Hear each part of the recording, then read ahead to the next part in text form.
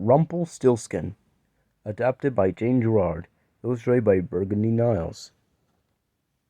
Long ago, in a time of kings and castles, there lived a poor miller and his beautiful daughter. The miller was a foolish old man who could not stop himself from bragging. His friends told him that his talk would get him into trouble, and they were right. One day the miller was lucky enough to meet the king. He bragged to the great man that his lovely daughter could spin straw into gold. The king, though rich, always wanted more gold, so he asked the miller's daughter to come to his castle that very day. When the miller's daughter arrived, the king led her to the little room filled with straw. He gave her a spinning wheel and told her that if she would spin all the straw into gold by morning, he would make her his queen. But if she could not, her father must be killed for lying to the king. He then left her all alone, locked in a little room filled with straw. As soon as the king left, the miller's daughter sat down and started to cry. She had no idea how to spin straw into gold. Suddenly, the door flew open, and there stood a funny little man.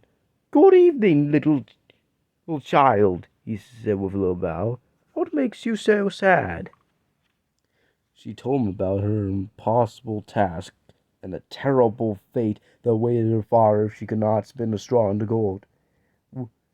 "Well, I can spin straw into gold," said the man, as if it were the easiest thing in the world. "But what will you give me for my work?" "You may have my necklace," she said. So the little man started working the spinning wheel. He spun and spun and spun, and soon the miller's daughter fell fast asleep. When she woke up, she was greeted by an amazing sight. During the night, the little man had spun every bit of straw into gold. The king was amazed to see the spools of gold waiting him the following morning. But he did not make the miller's daughter his queen. Instead, he took her to a much larger room filled with straw and ordered her to spin into gold. If she could not, he warned her father must be killed.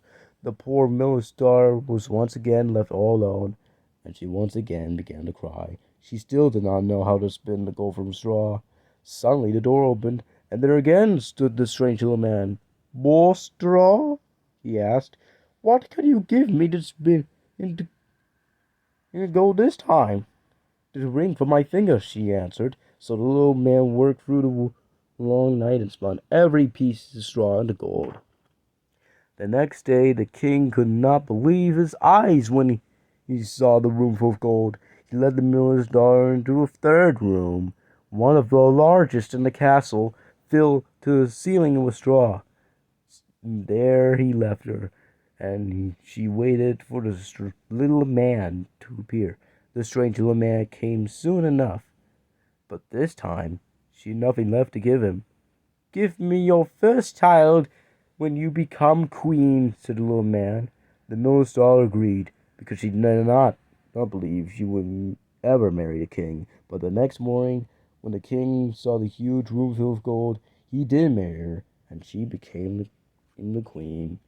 A year later, the king and queen had a beautiful baby. The queen had forgotten all about the promise she made to the little man, but the very first day she held her new baby, he appeared once more before her. "I have come for the child," said the little man. The queen wept and begged and offered him all the riches of her kingdom, as if she could just keep her new baby. Feeling sorry for her, the little man told her that she could have 3 days, and nights, to guess his name. If she guessed right, she could keep her baby. All that night, the queen sat up and made a list of every name she knew. Then she sent her servants out to discover her new name she had not heard before. The servants roamed the country, asking people their names and making lists for the queen. When the strange little man returned the next evening, the queen called out names one at a time. "Are you Tom? Dick?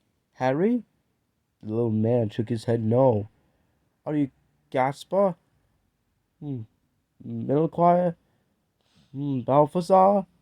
At each name, the little man just smiled and shook his head. Then, on the second day, the servants came back with all the strangest names they heard in the kingdom that day.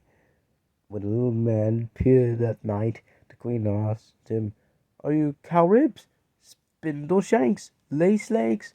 But he only grinned and shook his head. The third day, one servant returned without a list of names, but he told the queen a strange story. He had seen an odd little man dancing around the campfire singing, "Today I brew, then I bake, and soon Queen's own child I'll take, for little Will knows my royal name, but Rumpelstiltskin is my name." That night, the little man came to the palace with a big smile on his face. He was quite certain that the queen could never guess his name. He asked gleefully if she had any guess is left unguessed. "Are you Klaus?" she asked. "No, no," was his impish reply. "Could you be Heinz?" "No," giggled the little man. "Perhaps you're Rumpelstiltskin?" asked the queen with a wide smile. The little man could not believe his ears. How could the queen have guessed his name? He grew so angry that he stamped his feet till he stamped for the floor and ripped and stuck his and got his foot stuck and ripped himself in half trying to get out. And that was the last ever seen of Rumpelstiltskin. The end. The end.